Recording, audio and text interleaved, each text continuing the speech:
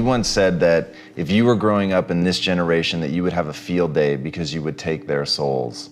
What did you mean by that? The younger generation quits, not everybody. So I gotta put that, people get their butt hurt.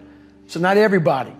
Most of this generation quits the second they get talked to. You did this wrong, or they get yelled at. It's so easy to be great nowadays because everybody else most people are weak. This is a softened generation. So if you have any mental toughness, any ability, if you have any fraction of self-discipline, the ability to not want to do it but still do it. People have a hard thing understand. I hate to run. And what makes me so crazy, it doesn't anymore, is people go, well, why do you run if you hate it? What are you talking about? I don't want to take showers and eat either. I hate that too. That's life, man. It wasn't until I changed that mentality that I became somebody. I hated going to school. So guess what? I was dumb as shit. That's what, 1 + 1 is 2. But if you can get through to doing things that you hate to do, on the other side is greatness. That's what people don't understand. By me running, I am callous in my mind. I'm not training for a race. I'm training for life. I'm training for the time when I get that 2 o'clock in the morning call that my mom is dead or something happens tragic in life. I don't fall apart. I'm training my mind and my body and my spirit so it's all one, so I can handle what life is gonna throw at me, because the life I've lived, it throws a whole bunch at you. And if you're not physically and mentally prepared for that, you're just gonna crumble and you're good for nobody. Talk to me about what it takes to be on one side of a door in Iraq or anywhere, knowing on the other side of the door, people who are not afraid of you, they're ready for you to come in and you still have, and they have guns, and you still have to breach that door. That's a great question. That's a very scary situation when you are on one side of the door and your mind is racing, because on the other side of that door, it could be no one. It could be 4 guys with 4 AK-47s. That door you're about to open could be booby-trapped. So once you open it, boom, your legs are gone. So there's 1,000 things you think about when you're the first guy, second guy, third guy, getting ready to go in a room and flood it. And that's why I talk about the warrior mentality. And that's why so many people are lost when I start talking. You have the right. You're lucky that you don't have to think like warriors think. You're very privileged. I chose this world to be a warrior, and I would choose it again if I came back to this world. But the mentality of a warrior is very different than normal mentality. You must be that person on that door, get ready to open it, thinking to yourself, if I die, so be it. The only way you can go in that door is knowing there's a great chance you're gonna die. Like being a SEAL, you train with live ammo. You jump out of an airplane, everything you do, you could die. So to be a warrior, why people don't understand me, I'm glad you don't understand me. Merry Christmas, good on you. Because being a warrior takes a whole different mindset. A whole different mindset to know that there's a great chance I may not be in the military. Like I was in for 21 years. I'm lucky. I'm very lucky that I'm alive, able to talk to you, able to still run. But when you sign up on that dotted line to be like a SEAL, your mentality changes. I may not live. You gotta accept that. And that's the mentality you have. And that's what makes you a warrior. If you're scared to die, you're a bad warrior. I hated jumping out of airplanes. I hated shooting guns. I hated the job as a Navy SEAL. But I did it because I wanted to change myself. Everything I do, I'm not really comfortable doing. But if you choose to go that route, to go be a Navy SEAL, you might as well go be the hardest in the world. Because if you're choosing to do something, you have 2 routes. You can go there and be a little weak person and get through barely, and that's your reputation. Or you can go through the hardest guy you can possibly be, and that's your reputation. So my whole thing is, if you're gonna choose to open that door in Iraq or Afghanistan, open them and go in hard. Because they're gonna remember you, by slowly opening it and peeking in. So if you're gonna open it and you made the mind to open it, don't crack it open. Open the door, go in. That's with life. If you're choosing to do something, attack it. Because they're gonna remember you as not attacking it. So I want to be remembered. You can hate me, but there's one thing you can't say about me. I didn't attack it. So that's the mentality to have. If you're gonna do something, you might as well attack it, because you can do it anyway. Right.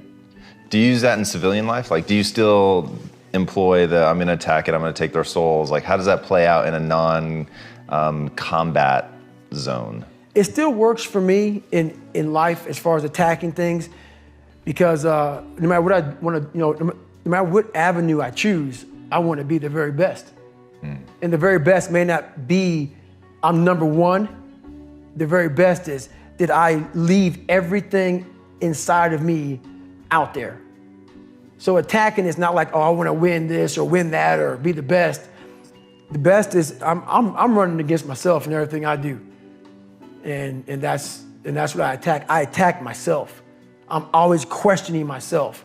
I'm always holding myself accountable. As a leader, the one thing I did horribly wrong, on my second platoon, I actually started developing an attitude towards people who didn't PT hard, who didn't get after it, who worked, because I took it all the way to the limit. And so I should have been a better leader by knowing, okay, you know what, not everybody wants to be David Goggins. Yeah. Not everybody wants to go run 100 miles. Not everybody, right. Everyone's got different skills. Everybody got different skill sets. Yeah. And not everybody, maybe they want to go to the gym, whatever.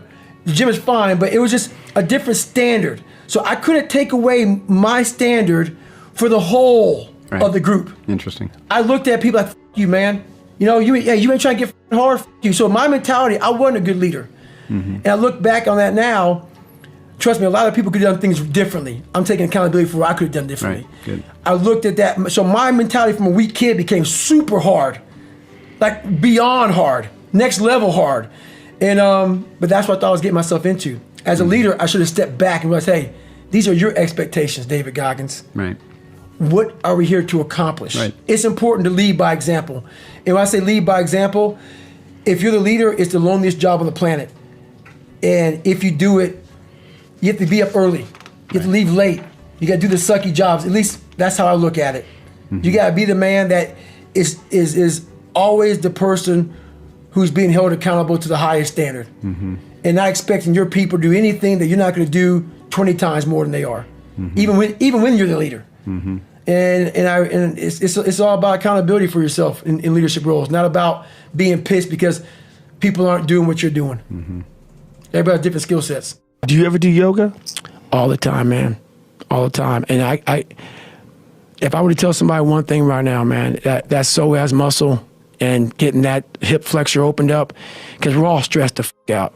It's so much worse than others. It changed my life. I'm one of those, I drone on too much about yoga. I'm like one of those vegans. It's like, you got to do it, man. Right. Just try it. I get annoying, like a born again Christian or something. It's like, I'm getting that way now, man.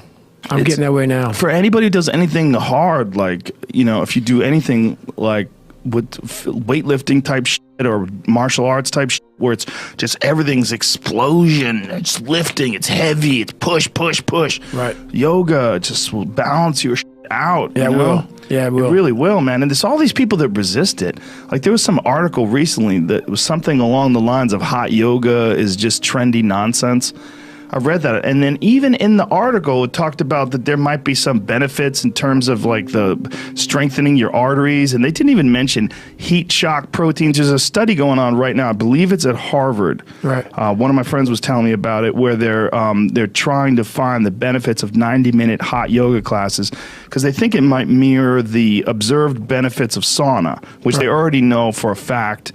Has big benefits because of your body producing heat shock proteins to deal with the heat. Right. That's why I put that sauna in here, man. I go in that all the time. Well, no one can tell me it doesn't work. It's big. It's proof positive. It changed my life. It wasn't a medication or this or it was stretching. Yeah. It was yoga, stretching, all that stuff combined changed. I came home one night from work spraying for cockroaches. And long story short, I turned on the Discovery Channel. I saw some guys going through Navy SEAL training. And they were going through Hell Week and they were getting their ass just beat. In and out of the water, guys ringing the bell. There's suffering. And I was weighing like 297 pounds. And I had to make a change in my life. You know, I was at an all-time low, and I wasn't going anywhere, and I was exactly what everybody said I was gonna be, which was nothing. So I had to make a change. What was it about seeing suffering that's really interesting? And I actually get it, but I want to hear you explain it. Why suffering was the thing that triggered that thought? Well, for me, growing up, I came from a horrible background. I got called nigger every day of my life growing up, lived in a small town. The Klan headquarters at that time was about 20 minutes from where I lived. Right. One of the high ups in the KKK, son, sat behind me in 2 classes, so he called me nigger all the time. I got my first car, they spray painted nigger, we're gonna kill you on it. So I was just an insecure, scared kid. And the only way I could find myself was through putting myself through the worst thing possible. I'm gonna say the exact opposite of what today's world is saying. So we read a bunch of books nowadays. As humans, we wanna find out how to be someone else. What we don't do is we don't go inside. So literally turn yourself inside out. Read the book that's like we're writing a book every day of our lives. Every day we're seeing who we are as people. When I was growing up, I lied for people to accept me because I didn't accept myself. So I would make up stories so then you would accept me into your world. Everything I did was for someone else to like me. It wasn't until I started reading my own book about how pathetic I was as a human being. I can blame my dad, I can blame kids at school, I can blame having health issues, ADD, my mom not being around. Great mom, but she was doing her thing. Right. I could blame a lot of people. And that's the book I was reading. And I put it off on everybody else. It wasn't until I said, you know what, for me to fix this, I gotta read what the f is wrong with David Goggins? Not blame anybody. Read my book and say, okay, I'm afraid of my shadow. How can I overcome that? Go in the military, get your ass kicked, do things you hate to do, be uncomfortable every day of your life. Roger that. I'm not the smartest kid in the world. Okay. Instead of somebody saying, oh no, you're smart. No, don't say that to yourself. I said to myself, no, I'm a dumb. Okay, roger that. How you get smarter? Educate yourself. So the things that we run from the truth. We're running from the truth, man. So the only way I became successful was going towards the truth. As painful and as brutal as it is, it changed me. It allowed me to become, in my own right, who I am today. My biggest advice to give everybody in the world is, like I say, we live in an external world. Everything is you gotta see it, touch it, it's external. If you can, for the rest of your life, live inside of yourself, stop listening to people who are calling you fat, gay, transsexual, nigger. Everything that is makes no sense. All these insecure people putting their insecurities on you, you gotta flush it out. You gotta just be whoever the hell God or whatever the hell you believe in. If you believe in nothing but yourself, I don't care what it is. You gotta take everything and throw it away. You have to believe in one thing, and that is yourself. And I'm not saying don't believe in God or what you believe in, but right now, for you to find greatness in yourself, you're not gonna find it by looking in a book or by even hearing me. I may give you the spark, but you've got to go inside yourself to find it. And that means you gotta be quiet. Shut the f up, go in a room, stop talking, search your soul, search your mind, search your abilities, and you'll find it. But if you're not looking for it, you won't find it. So you gotta go start your journey. And the journey starts with you finding, why the hell am I here on this planet Earth? Why am I here? And if you don't know that, you will live the rest of your life searching, always asking the question, why? I turn negatives into positives. So I would take it like, who would even think about doing this? So I would sit on my couch saying, who at 297, who can't swim that great, who's scared of the water, would have the balls, who have the balls to man up, quit a job, and go and just put everything on himself. So it's how I started talking to myself and putting myself in a whole different category, and that would fuel me the next day, and I just kept using that as fuel. No one would do this. No one would do this. You're the best around. You're the best ever live. And I just kept fueling me with the right kind of message that I needed to hear that I was never telling myself. And through time, it became reality to myself. So you start out on the first day, and then do you start running again the second day? Yeah, the second day I went right back after it again. But I started realizing I can't run that far. Right. So what I did was I became damn near a professional cyclist with the miles I put on the bike.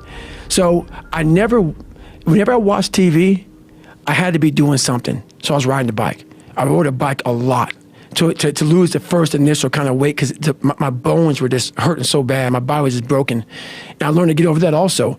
And I tried to swim a lot. I wasn't a great swimmer, but putting fins on kind of equalized my body. I wasn't so negative buoyant. So I started finning a whole bunch. And I spent hours in the pool, trying to get more and more comfortable. Not because I was going underwater. I was so scared of the water that I had to live in the water. I had to become one with the water. So going to the pool used to scare me. So I went to the pool an awful lot. And then the bike got easier. I was able to run more. I went from like 1 mile. 1 mile was a great accomplishment. 2 miles, and then from 2 to 3 was a big one. Then I went from 3 to 6. And then like they have a warning order that they give people to get ready for buds. And the whole thing was running 6 miles 5 days a week. And that was my goal. And so I failed, I go back to scratch. I use some positive motivation. I have like one day where I'm like defeated. But I started realizing this is part of the process. This is part of the journey. I had to realize this is part of my process versus just saying, like I used to, I'm just not good enough. If I'm not good enough, we always say that I'm just not good enough, and then we try something else. I'm gonna make myself good enough. And that became my mentality. I'm gonna make myself good enough. And so I'm misunderstood a lot. But that's all it came down to. I made myself good enough. And the days I couldn't run that far, the next week, I would do 2 a days. So like on the running, if I ran a quarter of a mile, I wait a couple hours, it'd haunt me, bother me. I try to run a half a mile the next time, same day. You can do more than this. If I had to walk, I had to walk. It just became just a process of grinding and grinding. And grinding is not even a good word for it. It's not even a good word for it. And just going further and further. And then when I got through running, I go to the bike, I go to the pool. If I got tired somewhere, my legs were tired, I go to the gym. And I developed this crazy workout where I was doing volume, like 200-300 reps of like very lightweight. People always say, how come you don't have any like loose skin? My workout routine in the gym became sick. It became sick. I was just doing 200-300 reps, 400 reps on like chest, just like for one simple exercise, the bench press. And I would rack it, get back on it, just rep it out, trying to burn as many calories as I can, build that muscle mass. And I just became obsessed with it. I say what if a lot. It sounds corny and it sounds weak, but it's true. One of the recruiters said there's not many black Navy SEALs. Matter of fact, I was the 36th African-American SEAL in history. It's in over 70 years. Because the water, Right. I mean, people get mad at me. It's true, just get over it. And so I was like, man, what story would it be if my fat, dumb, lying to be friends with people, insecure ass can overcome this? And that what if mentality, like that dreamer mentality just would always fuel me. It would just fuel me, man, what if I can be a SEAL, man? What if I can go from running a quarter of a mile, now I run 205 miles. What if I can go? What if I can go? And what if, how would that feel if I'm graduating? Because I'll never forget at the graduation thing I was talking about, 224, like the video I sat down and watched. This command officer stood up and he said to the graduation guys who are graduating buds, like 18 of them, he said, we live in a society where mediocrity is often rewarded. And he went on to say something about these men detest mediocrity. And I wanted to be a man that detests mediocrity. My family couldn't even swim. Yeah. You know what I'm saying? I mean, we had little athletes in my damn family, and I was a kid who kind of got the bad genes. I had all these little sickly issues, all these allergic to shit. I was a little sickly kid. And it's funny how when people hear my story now, they want to put a title on me, like I'm superhuman. Yeah, like you had some special skill or capability. And I love it because basically it makes you feel better by putting a title on me. Right. You can do it too. Absolutely, right. And so basically, it's a choice. Yeah, it's a choice. Yeah. It's a horrible choice. Right. It's a hard choice. It's a lot of suffering involved. Yeah. So for me to get the start line, through that start line journey, I realized I'm capable. So what happens through this whole process is the change of the mind. It's the change of the guard. Someone once owned my brain. I never owned it. Yeah. I had no control of You outsourced it. Yes, right. Everybody had it. It was my dad's fault. It was the kids that called me nigger fault. My mom wasn't home fault. My soon-to-be stepdad's fault. The little kid that got ran over by the bus fault. My life was, everybody had a piece of my brain. Yeah. And through this journey of suffering, and the suffering, I put it in because I started finding myself. Yeah. And I started, oh no, I'm taking this back from me. This part of my brain is mine now. And I started puzzling back this piece of my brain. And through that, I grew confidence. In this process, I went from David Goggins, I started forming a guy named Goggins. I had to really I realized I had to reinvent a whole nother human being within myself, because who I am wasn't going to make it. This guy is not going to cut it. So I had to be a guy who can take any kind of pain, any kind of suffering, any kind of torture, mentally, physically, emotionally, spiritually. I had to have the people who, I had to visualize everybody that called me nigger. You had to be in a room of people like this. I had to make up these things in my mind, of things I had to overcome. And I started callousing my mind through a process, and it basically started with working out. It started with working out. It started with doing, like, if it started raining outside, for instance, my mind would say, "F that, man, I don't want to go run." If it was 3 o'clock in the morning, it started raining outside, my mind said, "You got to go run. Get up and go run." You have to," because I was fighting this other person. So you essentially tried to do everything you didn't want to do. That's all it was. Period. Dot. Everything I didn't want to do is what got me to where I'm at today. Interesting. Every single thing. So where we find comfort, that's where I started getting scared. When I started saying, "Oh, it's raining, I'm not going out there," no, you cannot say that. You cannot do that. You have got to do this. So whatever my brain thought, I did the opposite. Wherever the comfort was, I went the opposite direction. And over a period of time, boy, it calluses the out of your mind. You start to really develop a whole nother being. Growing up, being the kid I was, I found strength in different movies. So I come home, in one movie I found a lot of strength, and as funny as it may seem, but I visualized this scene. I do it today during the pull-up record. I did 4,030 pull-ups. The last time I did it, I actually got it. It took me 3 times. I played one song for 17 hours pretty much. It's from this movie, Rocky 1, round 14. I related to the person in the movie, but just the one scene when Apollo's beating the shit out of Rocky. He falls in the corner, and everybody, and Rocky, and Apollo turns around, arms up, happy as shit. I got this guy. He turns around not knowing that Rocky's trying to get up off the canvas. Mickey's his trainer saying, "Stay down." Everybody's saying, you did good. You did good. You went 14 rounds with the champ. Rocky didn't hear shit. He got up, and what sticks in my mind today, and I'm seeing it right now, when he got up, Apollo starts to turn around to see the aftermath of what he just destroyed. And he did not expect to see what he saw. And what I see out of the whole movie, I see Apollo Creed's face. Fear crept in. Yes. And I said to myself as a young kid, I want to be that.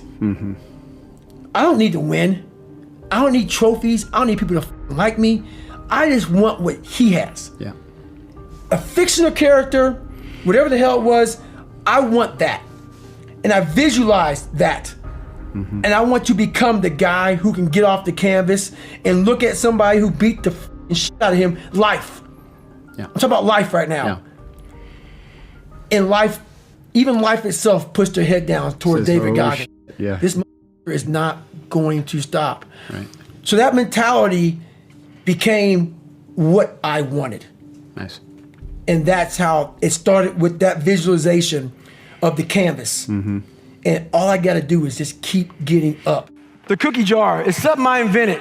As you all know, your mom has a cookie jar, and sometimes you might have an Oreo, sometimes you might have a Chips Ahoy, sometimes you might have an oatmeal raisin cookie. You never know. It's just in there. My cookie jar has every single failure and success of my life, something I overcame. So what happens in time of life when you're stressed out and things get bad, even the hardest guy in the world, me, everybody thinks, and I think I'm the hardest guy in the world. You gotta believe that. You gotta believe you are something. I will, in my mind, reach into my cookie jar, and sometimes you forget how hard you are in times of need. Because you're stressed, but you forget, I'm a Navy SEAL, I'm a Ranger, I'm this and that, but you forget all that because your life sucks. I calm down, take that 1 second, get control of my life,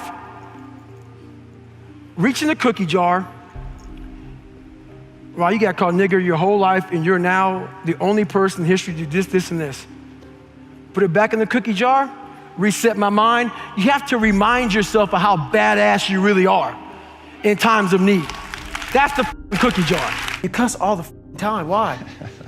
Well, I hate to say it, the best way for me to get how I feel across, I can't sit here and say, you know what, yeah, I went through Hell Week and man, it was really hard. No, that takes your damn soul, rips it inside out, and then they say, now we're going to start. It allows me to express where I was at a point of my life. If I don't give you all of me, why the hell am I here? How will you learn from me? People take so much offense to me. You will never learn from people if we always tap dance around the truth. Oh God, I love that. We tap dance around the truth by finding the right words so I don't hurt you because you have thin skin. No, tighten up, people. It's okay. Trust me, it's okay. You might be called nigger one day. It's okay. You might be called some Jewish word or some faggot or gay word. It's okay. Let them call you that. What are you going to do now? They don't own your life. How are you going to control that now? How are you going to flip it upside down and say, Roger that, now I'm going to harness this and you'll read about me years from now? How? That's the question. How are you going to do that? Thicken your skin. Become more of a human being. Don't be afraid of the reflection in the mirror, because that's all you can be afraid of. Once you overcome the reflection in the mirror, you've done it. The first ultra marathon wasn't smart at all. So basically what happened was I was at military free fall school with Morgan Luttrell. Marcus Luttrell, if you guys don't know, was the lone survivor, the guy. He was in a bad op went bad. He was the only Navy SEAL that lived. Long story short, you gotta get the book, read Lone Survivor, great story.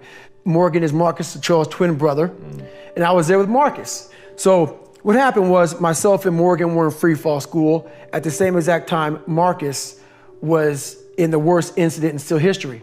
So I knew that Marcus might be dead. He wasn't dead, everybody else was dead. So I actually brought Morgan, I actually told Morgan, hey man, your brother was in a bad incident. I don't know if he's alive, I don't know what's going on. Long story short, Marcus is alive, and I go on to want to raise money for families. All these guys died, they all had kids. I want to raise money for the Special Operations Warrior Foundation. It's a foundation where 100% tuition goes to these kids to go to college, full tuition, whatever. So I found this great foundation. I'm gonna raise money for it. So I said, you know what? I have to Google something that's evil, something very hard. I knew nothing about ultra marathons. I hadn't even run a marathon. I knew nothing about this world. So I Googled the top 10 hardest races in the world. And what comes up is a Badwater 135. It's a 135-mile race through Death Valley in the summertime. I thought it was a stage race. I thought it was a race where you run like 20 miles, set up camp, barbecue outside, and then go run some more the next day. So I called the race director up at the race and said, hey, Chris, his name is Chris Kosman, I want to do your race. So we had a long conversation. I was much heavier then, and I hadn't put running shoes on in over a year. How heavy are you at this point? I'm around between 240 to 270. Whoa. I'm in there. I'm in that range. My weight has varied a lot through the SEAL teams and out of the SEAL teams, so I was a heavy guy. But the long and short of it all was I hadn't put running shoes on in over a year. I was a big time power lifter. I lifted weights heavy, that's what I did. Right. I got back home from Iraq, went straight to free fall school, and then this happened. So I called Chris Kosman up on a Wednesday. He says, look man, the only way you can qualify for my race is to run 100 miles at one time in 24 hours or less. There happened to be a race that Saturday, so 4 days later. And he said, if you qualify, by running 100 miles or less in 24 hours, I will consider you my race. I'm gonna cut to the chase. I signed up for this race. It was called the San Diego One Day, where you run around a 1 mile track for 24 hours to see how many miles you can get. My goal was 100 miles. So I got to mile 70 and I cleared 70 miles in like 12, 13 hours pretty quickly, but I was done. My feet were broken. I was stress fractures, shin splints, muscles were tearing. I was in bad shape. I was eating Ritz crackers and drinking Miloplex. That's all I had. No water, didn't know what the hell I was doing out there. Had on some tube socks. It was just ridiculous. It was a clown show. So I sat down at mile 70, and at this time I was married. And I look at my wife and I was like, I'm messed up bad. So I literally start to turn white. And when a black guy turns white, you're pretty f***ed up. So here I am, I'm all f***ed up in this chair. I'm at mile 70, I think I got 30 miles to go. I'm jacked up. I gotta go to the bathroom, and the bathroom's like 20 feet from me. It's a porta potty. I can't get out of the chair. So I'm peeing blood down my leg. Whoa. Pooping up my back, and I got 30 miles to go. And I can't stand up because my blood pressure's all messed up. I've been in 3 hell weeks, Ranger School, overcome so many obstacles in my life. This last 30 miles of this race is when I realized a human being is not so human anymore. We have the ability to go in such a space if you're willing to suffer, and I mean suffer. Your brain and your body, once connected together, can do anything. And this 30 miles was the life-changing moment. I was out of it. I was in the worst pain in my entire life. I was, to me, on the brink of death. And I was able to chunk this 30 damn miles into small pieces. I was so driven, and I'm not gonna say motivated because motivation's crap. Motivation comes and goes. When you're driven, whatever's in front of you will get destroyed. So I sat in this chair and I was so driven to succeed in this race. And at this time, everybody goes, were you thinking about the guys that died? And I'm not gonna lie to you, I wasn't. This became a personal thing. This became me against this race, me against the kids that called me nigger, me against me. It just became something that I took so violently personal. And I broke this thing down into small pieces. I said, okay, I gotta get nutrition. I gotta be able to stand up before I can get off this curb and get off this chair and be able to go 30 miles. So I went through all these small steps and I was able to stand up. And then from standing up, I was literally walking around with my wife at the time, and she goes, you're not gonna make the time. She goes, you're walking like 30-some minute miles. I got to mile 81, and the second she said that I'm not gonna make the time, I ran the last 19 miles, nonstop. And I can show you right now when we get done with this. Matter of fact, I'm gonna show you right now. This was years ago, and I had to put compression tape on my ankle. And so this was years ago. I had literally the size of $50. I had to get compression tape, and I taped up my ankles and I taped up my feet. And that's how I got through that race. Was it like a hematoma? I mean, what happened was like my shins hurt so bad from having stress fractures that the only way I could continue on was I taped it so I wasn't doing the flexor motion that activates your shins. So I taped my ankles and my shins up, and I got that because in my 3rd hell week, they weren't gonna let me go back through train anymore. Right. So I literally went through all of BUDS, my last SEAL training, with stress fractures and shin splints. And how I did it was I would tape my ankles all the way up to my calf every morning. So for the first hour, the pain was excruciating. But what happened is my feet would go numb. And I did that every single day for 6 months. Whoa. And that's how I got through my 3rd hell week, because I was so broken from the first 2 that the commander said, hey, the CEO said this is your last time we're sending you through. So that's how I got the idea to do that. So with the right, and people may listen to this and say, this guy is sadistic, he's crazy, no, if you know how I came up, you realize I was just a scared kid that found drive and passion to be something much better than what he thought he was. That's all it is. Self-talk and visualization are the two keys to my success. I believed for that last 19 miles, I was indestructible. Because I took myself in that chair, crapping up my back, peeing blood down my leg, shin splint, stress fractures. I use all that for motivation versus negativity. I use it for motivation. I said to myself, who on this earth would still be going right now? You are. You are. You gotta be the hardest on the planet. Is it true? I don't give a At that time, it got me to the finish line of that race. I believed it. I believe it today. I believed it enough to where my body said, he's not gonna stop. And I took all the negative things. I need to go to the hospital, this and that. And I used it all. Who the hell could even get out of that chair? You did. Who the hell would even think about taping stress fractures up? You did. All those things I used for motivation.